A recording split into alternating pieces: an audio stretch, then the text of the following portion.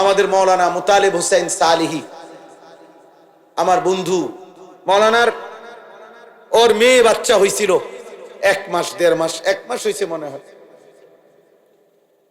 এই গত 3 দিন আগে এই বাচ্চা অসুস্থ ছিল, 1 মাসের বাচ্চা, 1 মাস।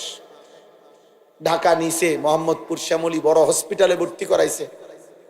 আগের দিন রাত্রে আমারে ফোনে কইতেছে, আনিস, আমি বললাম কি অবস্থা বাচ্চার, ডাক্তারে কি বলল?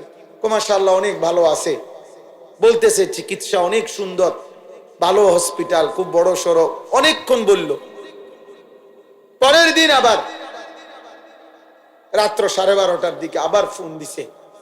ফোন রিসিভ করছি আর দেখি ও কাঁদতেছে। আরে কি হইলো রে, কাঁদোস কেন?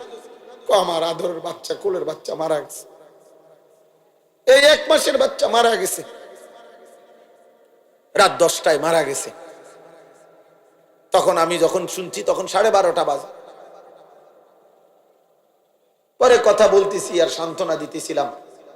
তো বললাম যে বাচ্চাটা এখন কোথায়, তুই কই এখন? তো একটা কথা বলছে, কয় গাড়িতে আমি আমার বাচ্চারে কোলে নিয়ে আইতেছি, আমার বাচ্চা আমার দিকে তাকায় আছে।